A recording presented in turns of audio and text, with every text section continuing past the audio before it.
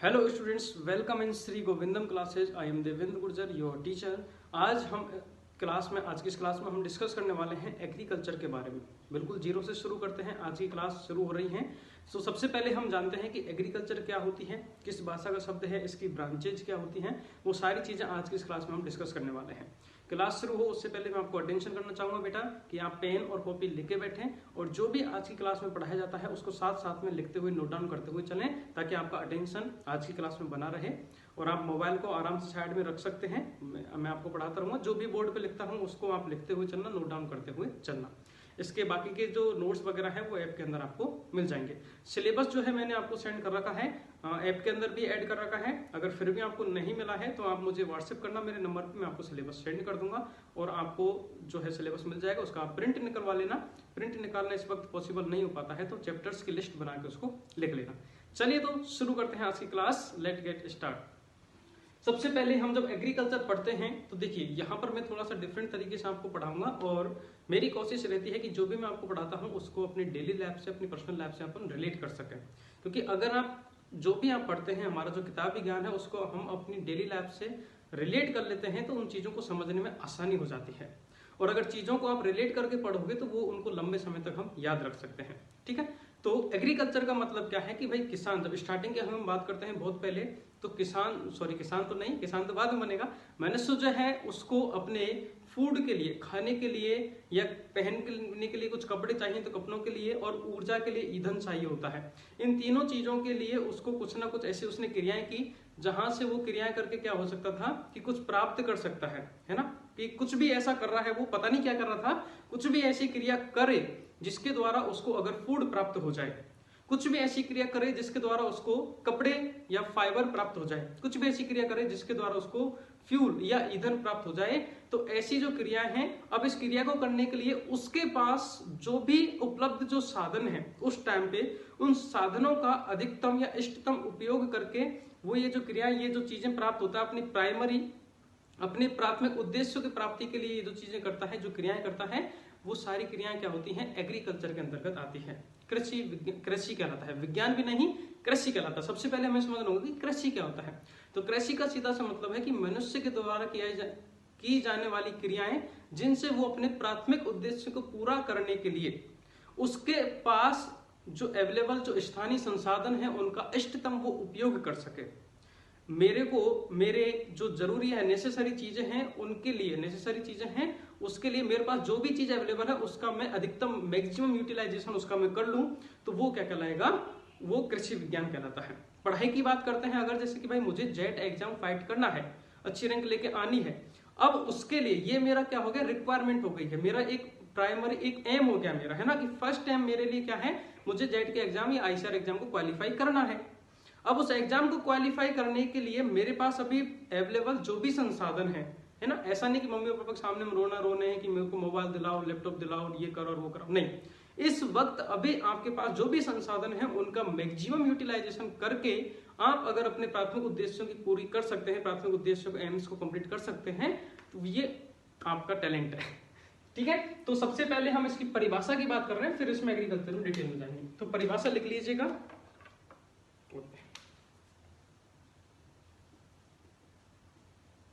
परिभाषा क्या हो जाएगी कि मनुष्य द्वारा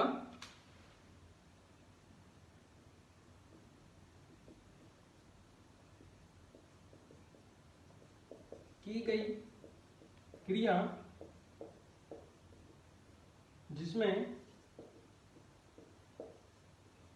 प्राथमिक उद्देश्यों की पूर्ति के लिए, अब प्राथमिक उद्देश्य कौन कौन से हो जाएंगे, जैसे फूड, फाइबर, फ्यूल, खाना,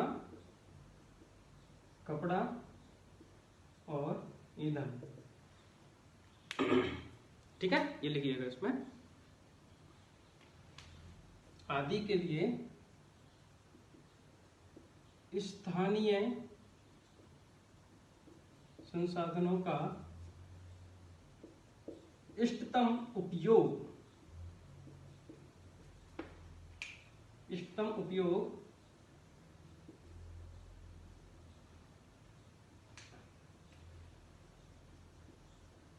कृषि कहलाता है।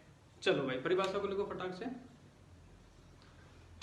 जैसे अब कौन कौन सी क्रियाएं की जाती हैं, देखो हम बात क्या कर रहे हैं कि मनुष्य के द्वारा की गई क्रियाएं, ऐसी कुछ क्रियाएं जिसमें प्राथमिक उद्देश्यों की पूर्ति के लिए, प्राइमरी एम्स को उनको फुलफिल करने के लिए, primary aims like food, fibres and fuel, इन सभी की पूर्ति के लिए वो जो भी क्रियाएं करता है, और पूर्ति के लिए वो क्या करेगा, अपने पास जो भी अवेलेबल, जो उसके पास रिसोर्सेज हैं, है ना, स्थानीय जो संसाधन है उनका वो मैक्सिमम यूटिलाइजेशन करेगा, उनका इष्टतम उपयोग करेगा, तो वो क्या कहलाता है, कृषि कहलाता है।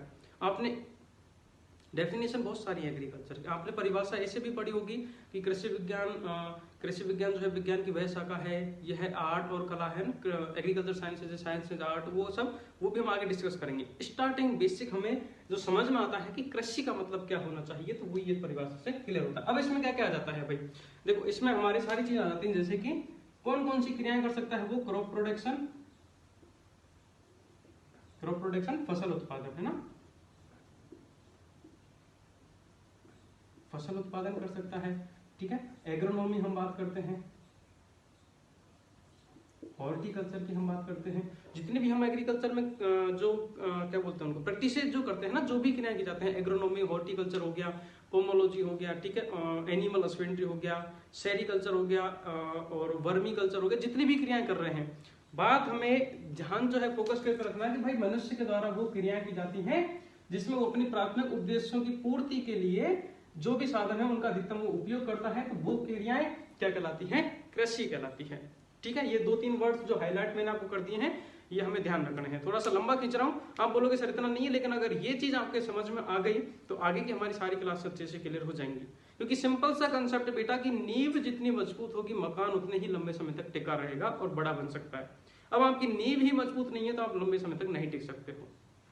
आपने हो सकता है 11th-12th में ये चीजें ऑलरेडी पढ़ ली होंगी, कृषि विज्ञान, अच्छा सीधा उस पे आओ ना, डायरेक्ट एग्रीकल्चर जो है एगर प्लस कल्चर से मिलकर बना है, लैटिन वर्ड है, ये खत्म करो इसको। लेकिन इसको जितना आप टाइम दोगे, जितना अच्छे से समझोगे, तो आपकी ये बेस जो है उतना ही अच्छे से क्लियर होगा। उसके बाद मैं खुद इतनी स्पीड पकड़ूंगा, यहाँ बोलोगे सर धीरे चलो। ओके, सो परिभाषा हमारी यहाँ पे क्लियर हो जाती है। अब नेक्स्ट क्या बात करते हैं, हाँ परिभाषा समझ में आ गई। अब आ जाओ जो हम सोच रहे थे कि सर उस चीज को आप क्यों नहीं पढ़ा रहे, तो अब हम एग्रीकल्चर के बारे में बात करते हैं। ये इसके लायक डेफिनेशन हो जाएगी, लिख लिया होगा आपने, ठीक है। बाकी नोट्स में मेंशन कर दूंगा मैं चीजों को, घबराओ मत।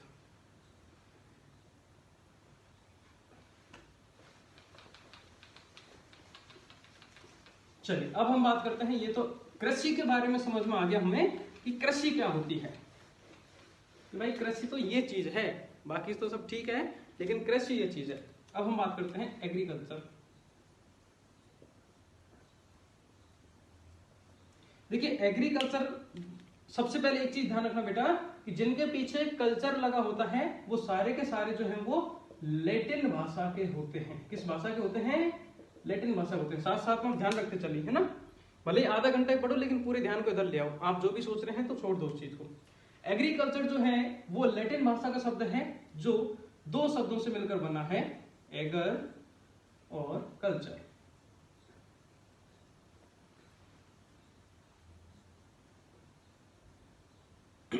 एगर और कल्चर, एगर का मतलब होता है सॉइल, ठीक है। एग्रीकल्चर की हम बात करते हैं तो एगर, सॉरी मेरा ध्यान कहीं और चला गया था। एगर का मतलब होता है सॉइल और कल्चर का मतलब होता है कल्टीवेशन। कल्टीवेशन मृदा, कल्टीवेशन का मतलब प्रबंधन, ठीक है। तो एग्रीकल्चर जो है, अब हमें इसकी परिभाषा में क्या लिखना है या फिर इसके बारे में समझना है कि एग्रीकल्चर जो है वो एक लैटिन भाषा का शब्द है जो एगर और कल्चर से मिलकर बना है। एगर का मतलब होता है सॉइल और कल्चर का मतलब होता है कल्टीवेशन, प्रबंधन। मतलब कि एग्रीकल्चर का मतलब क्या हो जाएगा कि खेती का अच्छे से अगर मैं प्रबंधन कर लूं, खेती से मैं मैक्सिमम आउटपुट ले लूं, है ना, खेती में मैं जो भी फसल उत्पादन कर रहा हूं उससे अधिकतम उत्पादन अगर मैं प्राप्त कर लूं तो वो क्या कहलाता है, वो एग्रीकल्चर कहलाता है। समझ में आ गया।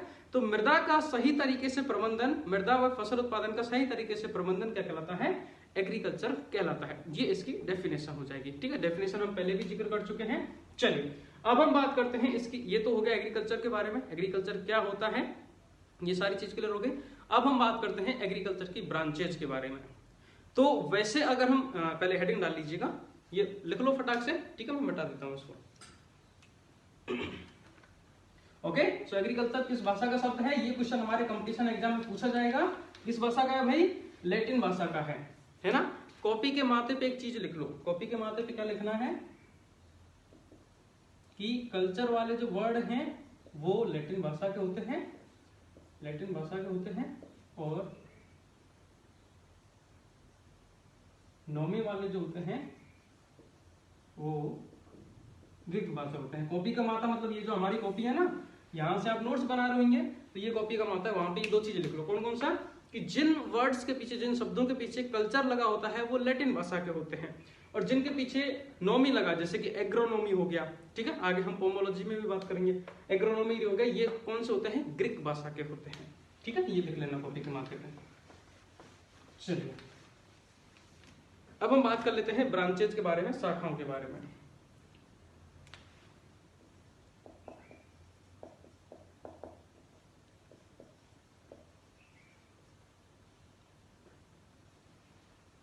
एग्रीकल्चर में अगर हम ओवरऑल बात करते हैं तो इसकी शाखाएं जो होती हैं वो लगभग 14 शाखाएं हैं, ठीक है। कितनी शाखाएं हैं एग्रीकल्चर की?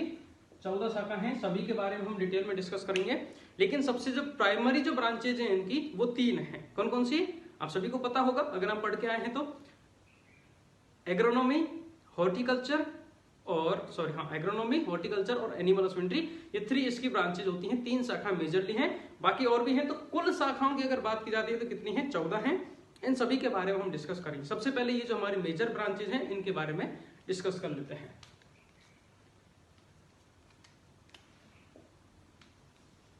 आपको यहां तक दिख जाएगा? ओके। सबसे पहले हम बात करते हैं एग्रोनॉमी के बारे में, फिर है हॉर्टिकल्चर, और फिर है एनिमल हस्बेंड्री।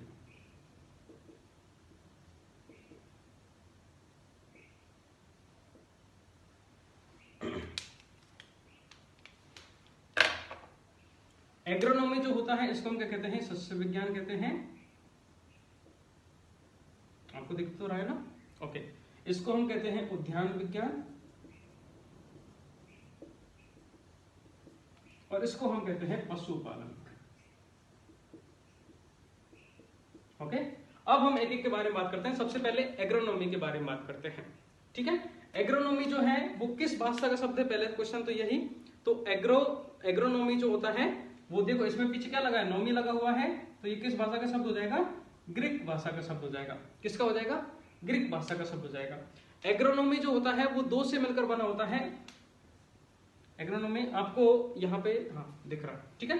एग्रोनॉमी जो होता है वो 2 शब्दों से मिलकर बना होता है, एग्रो और नोमोस से। एग्रो और नोमोस से, ठीक है।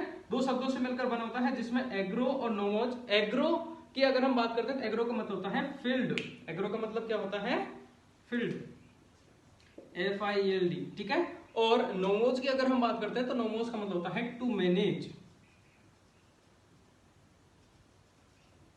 फील्ड का मतलब क्या होता है बताओ भाई? हिंदी में हम इसको कहते हैं खेत, और नोमेज का मतलब होता है प्रबंधन, मैनेज करना, है ना, प्रबंधन। मतलब समझिएगा, एग्रोनॉमी जो होता है सबसे पहले तो वर्ड का क्वेश्चन आएगा, यहां से हमारे क्वेश्चन बनेगा कंपटीशन एग्जाम। पिछली जो डेफिनेशन थी वो तो हमारे बेसिक कंसेप्ट के लिए थी, समझने के लिए। एग्रोनॉमी जो है नोमी लगा है तो मतलब ये किस भाषा का शब्द है? ये ग्रीक भाषा का शब्द है, पहली बात तो, ठीक है। ये 2 शब्दों से मिलकर बना होता है, एग्रोज और नोमोस, 2 शब्दों से मिलकर बना है। एग्रोज का मतलब होता है फील्ड या खेत, और नोमोस का मतलब होता है टू मैनेज या प्रबंधन। मतलब तो यहाँ पे क्या समझ में आ रहा है कि भाई एग्रोनॉमी क्या है? कि ऐसी चीज है, ऐसी क्रिया है जिसके अंदर खेत का प्रबंधन किया जाता है। किसका प्रबंधन किया जाता है? खेत का प्रबंधन किया जाता है। अब खेत में क्या क्या चीजें आती है हमारे? मेजरली अगर हम बात करते हैं तो खेत में भाई 2 ही चीजें। खेत में सबसे पहले तो खेत क्या है? वो मृदा है, ठीक है। मृदा है, और उस मृदा के अंदर क्या लगा रहे हैं हम? फसल कर रहे हैं, फसल उत्पादन कर रहे हैं। इनका अगर अध्ययन किया जाता है तो उसे हम क्या कहते हैं? एग्रोनॉमी कहते हैं। मतलब मृदा तथा उसमें लगने वाली फसलें, फसल उत्पादन का अध्ययन किया जाता है। अब फसल उत्पादन में सारी प्रक्रियाएं आ जाएंगी। भाई हम किसी में फसल बो रहे हैं तो बुआई से लेकर कटाई तक इसके बीच में जितनी भी क्रियाएं की जाती हैं वो सारी क्रियाएं किसमें आती हैं? फसल उत्पादन में आती हैं, क्रॉप कल्टीवेशन में आती हैं। तो इन सभी क्रियाओं के बारे में अध्ययन किया जाता है, उस शाखा को हम क्या कहते हैं? एग्रोनॉमी कहते हैं। क्लियर हो गया? तो खेत के अंदर जो भी कर्षण क्रियाएं की जाती हैं, मृदा और मृदा का प्रबंधन, फसलों का प्रबंधन, ये सारी क्रियाएं जो है वो किसके अंतर्गत की जाती हैं? एग्रोनॉमी के अंदर की जाती हैं। जितने भी हम फसलें पढ़ते हैं ना, फसल तथा फसल से संबंधित उसमें लगने वाले रोग व कीट हैं, उनका प्रबंधन कैसे करना है, फसल में अच्छी उपज किस प्रकार से प्राप्त होती है, सारी क्रियाएं जो हैं वो किसके अंदर की जाती हैं? खेत में। और वो क्रियाएं क्या कहलाती हैं? किसके अंतर्गत आती हैं? एग्रोनॉमी के अंतर्गत आती हैं। क्लियर हो गया? चलिए सेकंड पे हम बात कर लेते हैं, हॉर्टिकल्चर। सेकंड ब्रांच कौन सी हमारी? हॉर्टिकल्चर है। तो सबसे पहले यहाँ पे एक देखो बड़ा ही कंफ्यूजन वाला पॉइंट आता है, और कंपटीशन एग्जाम का एक सिंपल सा फंडा है कि जहां पे स्टूडेंट कंफ्यूज है वो क्वेश्चन पहले पूछा जाएगा। ठीक है, तो हॉर्टिकल्चर का क्या है? अब यहाँ पे पहला क्वेश्चन आता है कि सर जी कल्चर लगा है, तो कल्चर लगा है तो मतलब ये लैटिन भाषा का होगा? नहीं, यहाँ पे थोड़ी सी गड़बड़ी है। ठीक है, एक बार आपकी जानकारी के हिसाब से हम क्या लिख देते हैं? लैटिन लिख देते हैं, लेकिन ये सही नहीं है। आगे चलते हैं इसमें, है ना, पूरी चीज क्लियर करेंगे कि हॉर्टिकल्चर किस भाषा का शब्द है। पहला क्वेश्चन तो ये जो भी मैंने आपको अधूरा छोड़ दिया डाउट में, क्यों? क्योंकि आगे हम जब पढ़ेंगे तब क्लियर करेंगे। हॉर्टिकल्चर का मतलब क्या होता है? उद्यान विज्ञान। क्या मतलब होता है? उद्यान विज्ञान। और ये हॉर्टिकल्चर जो है वो दो शब्दों से मिलकर बना होता है, हॉर्टस और कल्चर। हॉर्टस का मतलब होता है उद्यान, और कल्चर का मतलब होता है कल्टीवेशन। कल्टीवेशन मतलब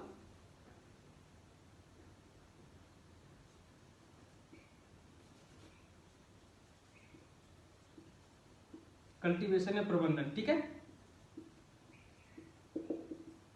मतलब उद्यान का प्रबंधन करना, उसका मैनेजमेंट करना क्या कहलाता है? हॉर्टिकल्चर, उद्यान विज्ञान कहलाता है। अब उद्यान में क्या क्या चीज आती हैं बताओ भाई? उद्यान में क्या क्या चीज आती है? उद्यान में आते हैं फल लगते हैं, फूल भी लगते हैं, ऑर्नामेंटल प्लांट्स, औषधि सुगंधित पौधे भी लगते हैं, सुगंधित फूल लगते हैं, मेडिसिनल प्लांट लगते हैं, औषधीय पौधे भी लगते हैं। इन सभी का अध्ययन करना, इन सभी का प्रबंधन करना तथा फल परिरक्षण, इन सभी का प्रबंधन करना क्या कहलाता है, या किसके अंतर्गत आता है?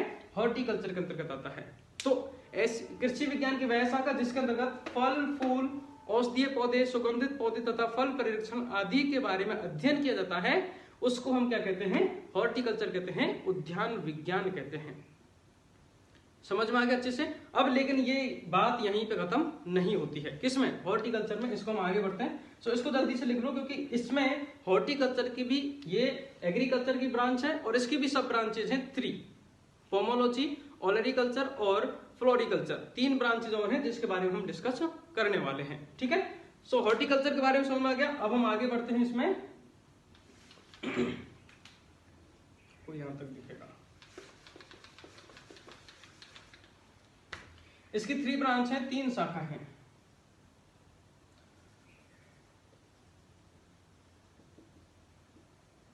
तीन उपशाखाएं हैं। ठीक है, तो तीनों के बारे में डिस्कस कर लेते हैं। सबसे पहले पोमोलॉजी, यही खतरनाक है पोमोलॉजी। उसके बाद में नेक्स्ट आता है फ्लोरिकल्चर,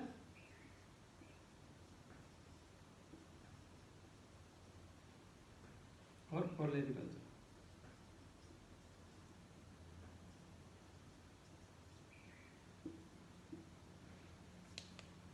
चलिए, ये समझ में आ गया। अब हम बात करते हैं पोमोलॉजी से। तो अब देखो लॉजी लगा हुआ है इसके पीछे, ये 2 शब्दों से मिलकर बना होता है, पोमो और लोगस। अब यहां पे ध्यान दीजिए, लोगस लगा हुआ है तो ये तो हमारा किस भाषा का हो जाएगा? ग्रीक भाषा का हो जाएगा। किस भाषा का हो जाएगा? ग्रीक भाषा का हो जाएगा। और पोमो जो है ये हमारा लैटिन भाषा का है। किस भाषा का है? लैटिन भाषा का है। तो अब यहाँ पे क्लियर होता है। देखो यहाँ पे तो क्लियर था जब हमने एग्रोनॉमी की बात की थी कि भाई वो ग्रीक भाषा का शब्द है, एक ही बार में क्लियर हो चुका है, डिक्लेयर हो चुका है। एग्रीकल्चर की बात की थी, कल्चर लगा, लैटिन भाषा का है। लेकिन हॉर्टिकल्चर में क्या होता है? हॉर्टिकल्चर की जो ब्रांच है जिसमें खासकर जैसे कि पोमोलॉजी, ये पोमो और लोगस से मिलकर बना होता है, जिसमें पोमो जो है वो लैटिन भाषा का है और लोगस जो है वो ग्रीक भाषा का है। तो इसीलिए हॉर्टिकल्चर जो शब्द है वो हमारा कैसा शब्द हो जाता है? हॉर्टिकल्चर की अगर हम बात करते हैं तो लैटिन ये तो लैटिन का हो जाएगा, ठीक है। और पोमोलॉजी की बात करते हैं तो ये पोमोलॉजी जो होता है ये लैटिन और ग्रीक दोनों भाषाओं का शब्द है। ये हमारा बड़ा कंफ्यूजन आता है, ये हमारा किसका है, लैटिन और ग्रीक दोनों भाषाओं का है। और क्वेश्चन जो बनता है वो हमारा इसी से बनता है, पोमोलॉजी से, क्योंकि ये तो आजकल सभी को पता चल चुका है भाई कल्चर लग रहा है। अब पोमोलॉजी में क्या है, क्वेश्चन आता है ये किस भाषा का, निम्न में से पोमोलॉजी निम्न में से किस भाषा का शब्द है, लैटिन ग्रीक दोनों या कोई नहीं। अब बच्चा सोचता है कि दोनों भाषाओं का तो हो ही नहीं सकता है, क्योंकि सर ने बताया या तो लैटिन का होगा या ग्रीक का होगा, दोनों का तो पॉसिबल ही नहीं। लेकिन बेटा पोमोलॉजी जो होता है ये दोनों भाषाओं का शब्द है, ठीक है। तो वहां पे जब दोनों ऑप्शन आता है तो लैटिन ग्रीक दोनों को ही क्लिक करना है, ओके। अब इसमें आगे डिटेल में पढ़ लेते हैं। पोमो का मतलब होता है फल, फ्रूट्स, है ना, और लोगोस का मतलब क्या होता है, प्रबंधन, है ना। मतलब ऐसी शाखा कृषि विज्ञान में उद्यान विज्ञान की वह शाखा जिसके अंतर्गत फलों के बारे में अध्ययन किया जाता है। फलों को उगाने से फलों का उत्पादन तक जितनी भी क्रियाएं वो सारी इसके अंतर्गत आती हैं। फलों के बारे में अगर अध्ययन किया जाता है तो उसे हम क्या कहते हैं, उस शाखा को हम क्या कहते हैं, पोमोलॉजी कहते हैं, ठीक है। उसके बाद में फ्लोरिकल्चर, तो ये भी दो शब्दों से मिलकर बना होता है, फ्लोरा और कल्चर, ठीक है। फ्लोरा का मतलब क्या होता है, फूल, और कल्चर का मतलब क्या होता है, वही प्रबंधन। मतलब कृषि विज्ञान में सस्य उद्यान विज्ञान की वह शाखा जिसके अंतर्गत फूलों का अध्ययन किया जाता है उसको हम क्या कहते हैं, फ्लोरिकल्चर कहते हैं। और तीसरी आती है ओलेरिकल्चर, जो ठीक है। ओलेरिकल्चर की अगर हम बात करते हैं तो ओलेरिस और कल्चर दोनों से मिलकर, ओलेरिस का मतलब होता है साग सब्जी, ओलेरिस का मतलब क्या होता है, साग सब्जी या फिर झाड़ियां वगैरह, ये सब ओलेरिस का मतलब होता है। और कल्चर का मतलब क्या होता है, प्रबंधन। मतलब कृषि विज्ञान में उद्यान विज्ञान की वह शाखा जिसमें साग सब्जियों के बारे में अध्ययन किया जाता है उसे हम क्या कहते हैं, ओलेरिकल्चर कहते हैं। जब मैं जेट के एग्जाम की तैयारी कर रहा था उस टाइम पे, अब एग्रीकल्चर में तो टफ होता है, सारी चीज रटने की होती हैं, तो मुझे ये याद करने में बड़ा वो लगा था, है ना, बहुत मतलब कि कैसे याद करें, मतलब ये तो गड़बड़ी हो गई थी। इसको याद कर रहे हैं तो ये बोल रहे हैं, इसको याद कर रहे हैं ये बोल रहे हैं, इसको याद कर रहे हैं ये बोल रहे हैं, ऐसा तुम्हारी खिचड़ी पकेगी। सो थोड़ा सा इनको क्या कीजिएगा, रिलेट कीजिएगा अपने आप से, है ना। तो हम लोकल लैंग्वेज में, जैसे मैं प्रॉपर करौली भरतपुर की तरफ से हूँ, तो उधर लोकल लैंग्वेज में हम मम्मी को क्या बोलते हैं, ओरी बोलते हैं। ओरी ये काम करना, है ना। ओरी या जीजी भी बोलते हैं कई तरफ, जीजी जीजी जी, मतलब जीजी वैसे तो सिस्टर को भी बोलते हैं, लेकिन मम्मी को भी जीजी बोलते हैं, है ना। या मम्मी बोलते, मम्मी तो सब जगह बोलते हैं, और ओरी और बोलते हैं। और मेरी भी बचपन में आदत थी कि मैं मम्मी को ओरी बोलता हूँ, ओरी कहाँ जा रही है, ओरी क्या कर रही है, ओरी नहाई हो, या फिर ओरी अगर पिटने के लिए बुला रही है, इधर आ बेटा तेरे को ज्यादा ओरी कर रहा है मैं पीटू, है ना। मतलब सीधी सी बात कि मम्मी को हम ओरी बोलते हैं, पॉइंट पे आते हैं। तो अब कोई भी काम आता है तो मैंने यहाँ पे क्या स्टोरी बनाई है कि चलो इन दोनों को याद कर लेंगे, ओलेरिकल्चर को याद कैसे करेंगे। तो ऐसे याद करते हैं, अब गाँव में है ना, गाँव से बिलोंग करते हैं भाई। तो गाँव में क्या होता है कि एक तो है कि मार्केट है कि वहां पे हम सब्जी लेने जाते हैं पापा जी, बड़े पापा वगैरह जा रहे हैं, पापा जी दारू में थे तो बड़े पापा वगैरह जा रहे हैं तो सब्जी वगैरह लेके आते हैं। दूसरा होता है कि सुबह सुबह क्या होता है कि हमारी जो मालिन वगैरह होती है, माली वगैरह रहते हैं, तो वो ठेला लेके आ जाते हैं गांव में, अपने आते ही हैं गांव में ठेला लेके आ जाते हैं सब्जी वगैरह, या फिर आजकल तो सब जगह आते हैं, सिटियों वगैरह में भी चलते हैं, ठीक है। अभी मैं उदयपुर में देखता हूँ तो यहाँ पे भी ठेला लेके आ जाते हैं, तो जाना ही नहीं पड़ता कुल मिला के मार्केट में। तो सब्जी वाला लेने आ गया, तो अब मम्मी को मैं बोल रहा हूँ, है ना, तो मैं क्या बोलूंगा, ओरी सब्जी वाला आ गया, यही बोलूंगा ना कि ओरी सब्जी वाला आ गया है। तो ओरी मतलब किससे रिलेटेड है, यहाँ पे सब्जियों से रिलेटेड है। मम्मी को मैं बुला रहा हूँ, ओरी को बुला रहा हूँ, किस लिए कि भाई सब्जी वाला आ गया, सब्जी ले ले वरना भूखे मरेंगे। तो ओरी, ओलेरिकल्चर और ओरी यहाँ पे थोड़ा सा मेरे को वर्ड रिलेट करने को मिला, और ओरी को मैं किससे रिलेट कर रहा हूँ कि ओरी सब्जी वाला आ गया है, सब्जी, है ना। तो इसीलिए ओलेरिकल्चर मतलब साग सब्जियों के बारे में जिस शाखा के अंतर्गत अध्ययन किया जाता है उसे हम क्या कहते हैं, ओलेरिकल्चर कहते हैं। ये थोड़ी सी स्टोरी है, तो आज तक भी मुझे स्टोरी याद है। जब भी हम किसी वर्ड के साथ स्टोरी बना लेते हैं तो वर्ड जब जब आएगा वो स्टोरी हमारे आंखों के सामने आ जाती है। तो अभी आ गई थी इसलिए मैंने आपके साथ भी शेयर की है, भाई बंधु मेरे, इसलिए। और बाकी फ्लोरिकल्चर तो नाम से पता चला, फ्लावर्स, फूल, तो फूलों का अध्ययन जिस शाखा के अंदर किया जाता है वो फ्लोरिकल्चर। और पोमोलॉजी, है ना, तो इसमें भी पोमो को थोड़ा सा याद कर लिए, पोमो का मतलब होता है फ्रूट्स, तो फल, मतलब फलों के बारे में अध्ययन किया जाता है, पोमोलॉजी। और इस पोमोलॉजी का क्वेश्चन जरूर आएगा क्योंकि ये लैटिन ग्रीक दोनों भाषाओं का शब्द है, तो हमें ये चीज ध्यान रखनी है, ओके। उसके बाद में नेक्स्ट हम बात करते हैं थर्ड ब्रांच के बारे में। दो चीज क्लियर हो गई, यहां से हमारे कंप्लीटली क्वेश्चन बनता है तो हमें अच्छे से याद रखना है। अब आती है हमारी भाई तीसरी शाखा, पशुपालन। अब इसमें ये जो कंसेप्ट लगते हैं, ये कंसेप्ट इधर नहीं लगते हैं भाई, है ना, ये अलग चीज है। इधर की भाई कौन सी भाषा का है, क्या मतलब है क्या नहीं, इधर नहीं है। एनिमल हस्बेंड्री का सीधा सा मतलब होता है कि कृषि विज्ञान की वह शाखा जिसमें इधर आओ, जिसमें पशुओं में लगने वाले रोग तथा उनके आवास और आहार का प्रबंधन किया जाता है। आवास आहार का प्रबंधन किया जाता है या उनके बारे में अध्ययन किया जाता है, तो उसको हम क्या कहते हैं, पशु विज्ञान कहते हैं। सिंपल सी बात, ठीक है। कृषि विज्ञान की वह शाखा जिसके अंतर्गत पशुओं के बारे में अध्ययन किया जाता है। अब पशुओं में पशु की नस्ल कैसी है, पशु का शरीर भार क्या है, पशु में पशु का शरीर भार, पशु को आहार किस प्रकार दिया जाएगा, ठीक है, और वो सारी चीजें, उसका मध्य चक्र कितना होता है, मध्यकाल कितना होता है, वो सारी चीजें आ जाएंगी हम जब डिटेल पढ़ेंगे एनिमल हस्बेंड्री तब। लेकिन उस पशु के बारे में उसकी पूरी जन्म कुंडली देखना, शुरू से लेकर एंड तक वो क्या कर रहा है, कब बच्चा दे रहा है, किस प्रकार से दूध उत्पादन क्या दे रहा है, उसको चारा कौन सा खिला रहे हैं, कैसा खिला रहे हैं, कब को खिला रहे हैं, सारी डिटेल पशुओं के बारे में। अब पशु है, रोग तो लगेंगे, इंसानों में लगते हैं, पशुओं में लगते हैं, उनमें जो रोग लगते हैं उनके बारे में, और रोगों का प्रबंधन किस प्रकार से किया जाता है, मतलब रोगों का डिजीज मैनेजमेंट कैसे किया जाएगा, रोग को लग गया तो उसको हटाना भी तो है, तो रोगों का प्रबंधन किस प्रकार से किया जाएगा उसके बारे में, तथा पशु को रहने के लिए आवास और उसको खिलाने के लिए आहार की व्यवस्था की जाएगी। इन सभी का अध्ययन जिस शाखा, जिस ब्रांच के अंतर्गत किया जाता है उसको हम क्या कहते हैं, एनिमल हस्बेंड्री कहते हैं, पशुपालन कहते हैं। एनिमल हस्बेंड्री को हम शॉर्ट में क्या लिखते हैं, AH लिखते हैं। एग्रोनॉमी को एग्रो के रूप से दर्शाते हैं, हॉर्टिकल्चर को हॉर्टी लिखते हैं या हॉर्टस भी लिखते हैं। जब आप कॉलेज में पढ़ोगे तो HORTS के रूप से लिखा जाता है, हॉर्टस, ठीक है। सो ये तो इसकी मेजर ब्रांचेज हैं। अब हम इसमें आगे बात करने वाले हैं इसकी और सब ब्रांचेज किसकी, एग्रीकल्चर की, और कौन सी, क्योंकि टोटल ब्रांचेज कितनी हैं, कुल शाखाएं कितनी हैं, 14 हैं, तो उन सभी के बारे में हमें अच्छे से याद करना है। आप फटाक से इसका स्क्रीनशॉट ले लो या लिख लो, फिर हम आगे डिस्कस करते हैं, ठीक, जल्दी लिखो बेटा।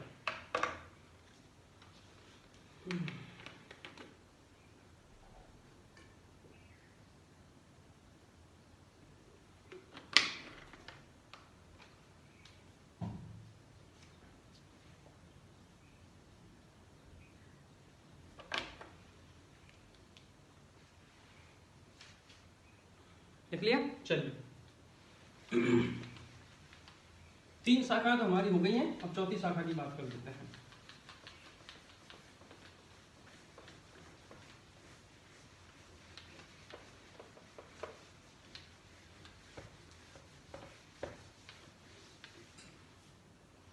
शाखा में मिटा देना, समझ में लगे भाई यही पढ़ रहे हैं, अब इसमें क्या, और इसको दिखाना कि भाई क्या पढ़ रहे हो। चलिए चौथी शाखा की बात करते हैं, वो है हमारा मधुमक्खी पालन। यहाँ पे दिख जाएगा, ओके।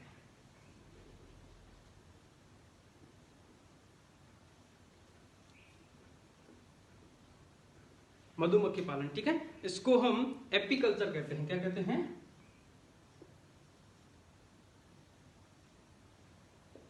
अब आगे के जितने भी हम ब्रांचेज पढ़ने वाले हैं ना, जैसे कि मधुमक्खी पालन हो गया, रेशम कीट पालन हो गया, लाख उत्पादन, उनका जो नाम है उसी से संबंधित, तो ज्यादा हमें ध्यान देने तो नहीं है, बस बेसिक पता होना चाहिए भाई इसमें अध्ययन हम किसके करने वाले हैं, ओके।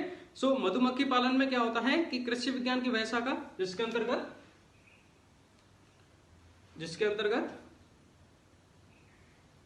मधुमक्खियों का, सॉरी ध्यान कहीं पे, हम क्या बात कर रहे हैं, मधुमक्खी पालन के बारे में कर रहे हैं, एपीकल्चर, जिसमें हम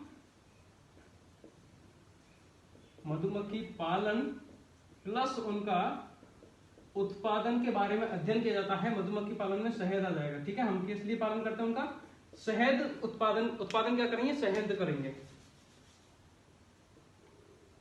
इनके बारे में अध्ययन किया जाता है। वो शाखा हमारी क्या कहलाती है, मधुमक्खी पालन कहलाती है, एपीकल्चर कहलाती है, ठीक है। उसके बाद फिफ्थ हम बात करते हैं मछली पालन। फिफ्थ शाखा है, ब्रांच हमारी मछली पालन है।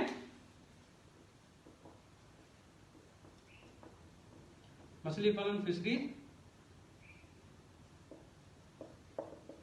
इसमें फिशरी है ना, इसमें क्या होता है, मछलियों के बारे में अब लिखने की जरूरत नहीं बेटा, आप समझ सकते हो। मछली पालन में क्या होगा कि मछलियों तथा उनका उत्पादन किया जाता है जिस शाखा के अंतर्गत, उसको हम क्या कहते हैं, मछली पालन कहते हैं, ठीक है। उसके बाद में नेक्स्ट है रेशम कीट पालन, 6 है हमारी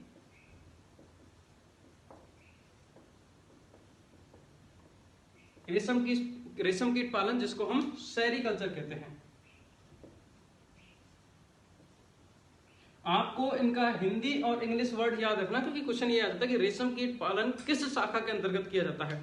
तो रेशम कीट पालन में इस शाखा में क्या होता है कि रेशम कीट के पालने का, लालन पालन का और उनका उत्पादन का अध्ययन किया जाता है, वो रेशम कीट पालन कहलाता है। ठीक है, जिसको हम किसके द्वारा दर्शाते हैं, सेरीकल्चर दर्शाते हैं। तो क्वेश्चन ये आएगा कि रेशम कीट पालन उनमें से कौन सा है, तो उसका इंग्लिश वर्ड इसलिए मैं यहाँ पे लिख रहा हूँ जो हमें अच्छे से याद रखना है।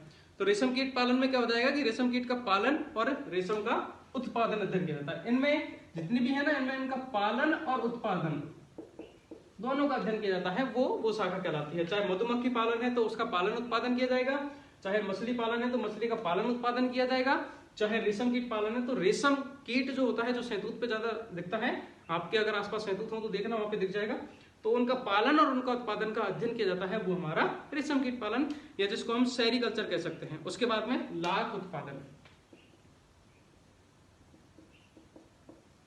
जिसको हम लेक कल्चर कहते हैं। क्या कहते हैं, lake culture.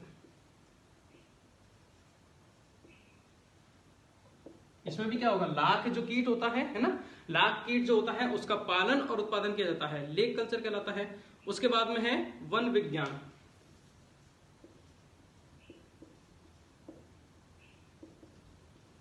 Forestry. Forestry one विज्ञान के अंतर्गत क्या आ जाता है कि इसमें वनों में उगने वाले पौधे तथा उनका उपयोग, वन में जो जो पौधे उगते हैं,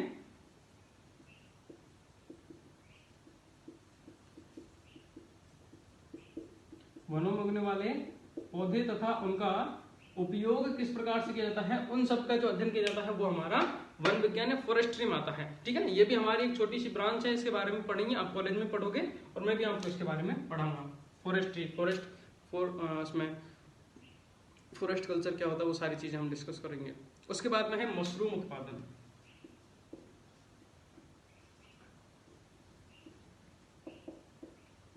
ठीक है, मशरूम उत्पादन में इसमें वही लिखना है, मशरूम कल्टीवेशन। इसमें क्या होता है, मशरूम जो होता है उसको किस प्रकार से उगाया जाता है, उसका उत्पादन किस प्रकार से किया जाता है, वो सारी चीजें की जाती है ना। आजकल इसका बड़ा स्कोप चल रहा है भाई, मशरूम प्रोडक्शन का। मशरूम उगाया जाता है, फिर उसको होटल्स वगैरह ये होते हैं ना, बड़े बड़े जो 5 स्टार 7 स्टार होटल है, यहाँ पे सब्जी और स्पिक कर खाते हैं। अब अपन तो गाँवड़े हैं, गाँव के हैं, मतलब अपन तो खाते नहीं, गाँवड़े को बुरा मत मानना, है तो है, देसी है, गाँव के हैं भाई, इसमें क्या प्राउड फील होता है, हमें तो गर्व की बात है ये तो अपन लिए। तो मशरूम उत्पादन जो होता है ये आजकल अच्छा स्कोप चल रहा है इसका भी, है ना। अगर आप इन फ्यूचर कोई ऐसा बिजनेस करना चाहते हैं तो मशरूम उत्पादन का अच्छा खासा आप ये सोच सकते हो, उसके बारे में भी आगे मैं और डीप में आपको कुछ एक्सप्लेन कर दूंगा। उसके बाद नेक्स्ट है कुक्कुट पालन।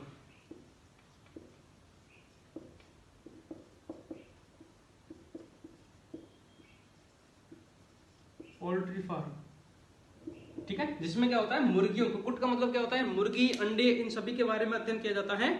तो इसमें क्या होता है, मुर्गी पालन के बारे में अध्ययन किया जाता है। किसके बारे में अध्ययन किया जाता है, मुर्गी पालन के बारे में अध्ययन किया जाता है कुक्कुट पालन में। उसके बाद में नेक्स्ट है कीट पालन, 11वें नंबर पे है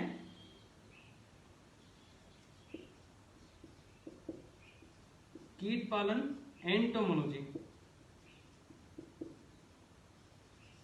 इसमें क्या होता है कि हमारी फल, सब्जी और फसल जितने भी हैं, इन सभी में लगने वाले जो कीट हैं, उन कीटों के बारे में और कीटों का नियंत्रण किस प्रकार से किया जा सकता है, उसके बारे में अध्ययन किया जाता है, वो हमारे एंटोमोलॉजी कहलाता है, कीट विज्ञान। ठीक है, तो इसकी परिभाषा क्या हो जाएगी कि फसलों में लगने वाले जो कीट हैं उनका बारे में अध्ययन किया जाता है। लिख लोगे आप, फसलों में कीट, फसलों में जो कीट लगते हैं तथा उनका नियंत्रण किस प्रकार से किया जाता है, वो सारी चीजें भाई लग गए हैं तो उनको सुधारा कैसे जा सकता है, उसके बारे में जो अध्ययन किया जाता है, जिस शाखा के अंतर्गत इनका अध्ययन किया जाता है उसे हम क्या कहते हैं, कीट पालन कहते हैं, एंटोमोलॉजी कहते हैं। कितनी शाखाएं हो गई भाई, 11 हो गई। अब नीचे आपको दिखेगा नहीं तो मैं इसको मिटा रहा हूं, फिर 2-3 शाखाएं और बच रही हैं, उनके बारे में लिखेंगे। आप फटाक से इसका स्क्रीनशॉट ले लो या लिख लो इसको। चलिए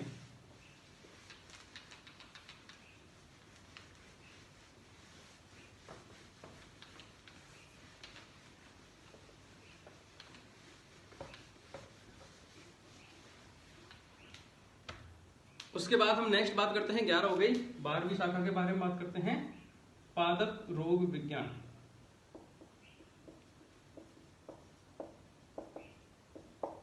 पादप रोग विज्ञान, तो ये एंटोमोलॉजी पैथोलॉजी दोनों सिमिलर हैं। जिस प्रकार से एंटोमोलॉजी में हम कहते हैं कि भाई ये लगने वाले कीट और उनका प्रबंधन किया जाता है, उसी प्रकार से फसलों में लगने वाले रोग और उनका जो प्रबंधन किया जाता है, जिस शाखा के अंतर्गत किया जाता है, वो क्या कहलाती है, हमारी पादप रोग विज्ञान कहलाती है। ठीक है, उसके बाद में 13 है, 13वीं शाखा है कृषि प्रसार, कृषि प्रसार एक्सटेंशन। इसमें क्या होता है कि जो साइंटिस्ट लोग जो होते हैं बेटा, साइंटिस्ट लोग क्या करते हैं, डिस्कवरी करते हैं, नई कोई किस्म निकाल दिया, फिर कोई नई टेक्नोलॉजी लेके आ गए, इंजीनियर जो लोग नई टेक्नोलॉजी लेके आ गए। अब लैब के अंदर उन्होंने काम किया है, उसको किसान को इंट्रोड्यूस करवाना है, तो बीच में ये एक्सटेंशन वाले होते हैं, ये क्या काम करते हैं, लैब टू लैंड प्रोग्राम करते हैं कि लैब के अंदर जो भी नई खोज की गई है, नई तकनीक जो है, उसको किसान से इंट्रोड्यूस करवाते हैं, किसान को उसके फायदे बताते हैं, किसान को बताते हैं भाई ये नई चीज हमारे एग्रीकल्चर में आई है, आप इसको यूज कीजिए। कोई नई किस्म आती है, कोई नया फर्टिलाइजर आता है, कोई नया ट्रैक्टर ट्रॉली वगैरह जो आते हैं, नई मशीन, उन सभी के बारे में ये क्या करते हैं, जो नई तकनीकें हैं उनके बारे में जानकारी देते हैं किसान को। एक लाइन में अगर हम खत्म करें तो नई तकनीकों की जानकारी किसको, किसान को देते हैं, नई तकनीकों की जानकारी किसान को देते हैं। ठीक है, लैब के अंदर जो भी, क्योंकि साइंटिस्ट लोग हैं वो तो लैब में रहते हैं बेचारा, वो तो ऐसा था नहीं कि बेचारे ने पहले तो नई डिस्कवरी की है फिर खेत में भटक रहा किसान के पीछे, नहीं, ये इनका सबका एक अलग अलग काम होता है। उन्होंने लैब में कोई डिस्कवरी की है, नई खोज की है, उसको किसान को इंट्रोड्यूस करवाएगा नई तकनीकों के बारे में, वो कौन करता है, एक्सटेंशन के आदमी काम करते हैं उसमें।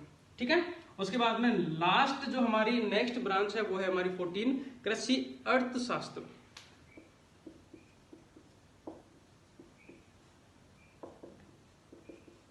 इकोनॉमिक्स,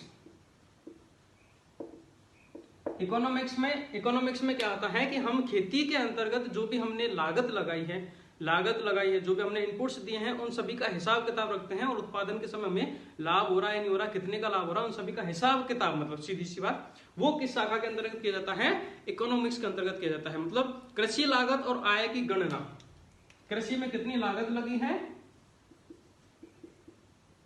कृषि लागत व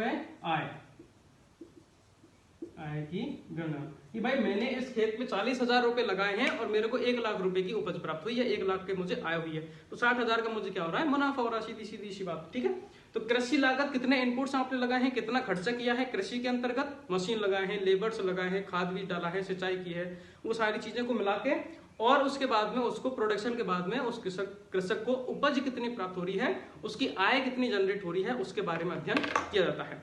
तो जिस शाखा के अंतर्गत ये हिसाब किताब किया जाता है, सिंपली यू समझिए, वो कौन सी शाखा होती है, कृषि अर्थशास्त्र होती है, इकोनॉमिक्स कहलाती है।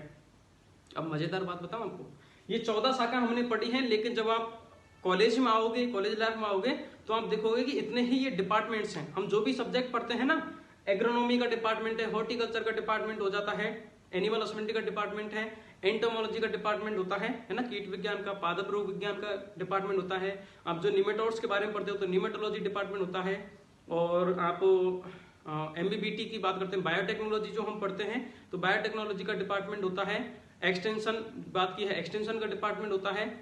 उसके अलावा और कौन सा बच गया भाई, पीबीजी, पादप प्लांट ब्रीडिंग जेनेटिक्स जो हम पढ़ते हैं उसका पीबीजी का डिपार्टमेंट होता है। तो major department PBG, agronomy, horticulture, ठीक है, ये होते हैं, खासकर मेजरली माने जाते हैं।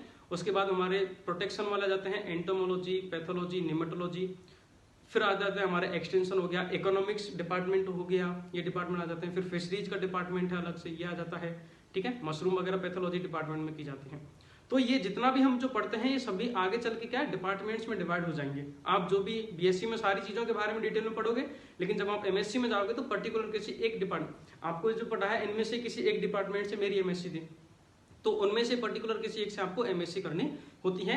फिर उस एमएससी में आप जिस एक पर्टिकुलर एक सब्जेक्ट पे आप क्या करते हो, रिसर्च करते हो, मास्टर साइंस है ना, रिसर्च करते हो, उसी टॉपिक पे फिर आपकी पीएचडी होती है। पीएचडी का मतलब होता है कि आप उस पर रिसर्च करना और फिर आप साइंटिस्ट बन जाते हो।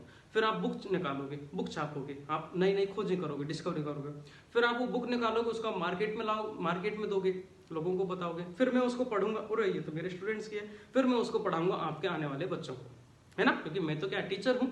सो ये चीज आपको करनी है आगे तक। ओके, सो आपको क्या करना है, साइंटिस्ट बनना है या RAS ARS बनना है। आगे तक की सोच के चलना। आपने जिंदगी का सफर शुरू अभी किया है, आज से किया है कि हाँ मुझे इसकी तैयारी करनी है। तो इस तरीके से मतलब कि सिर्फ मुझे तैयारी करनी है, एग्जाम को क्वालिफाई करना नहीं। मेरा ड्रीम वो है, मुझे PhD करनी है, मुझे प्रोफेसर बनना है या मुझे ARS बनना है, मुझे ये करना है। उसके लिए मुझे इन चीज़ों को, इन एग्जाम्स को क्वालिफाई करना जरूरी है, इन एग्जाम्स को फाइट करना है और मुझे इन बुक्स को, इस नॉलेज को लेना बहुत जरूरी है। तो वो मैं कर रहा हूँ या वो मैं कर रही हूँ।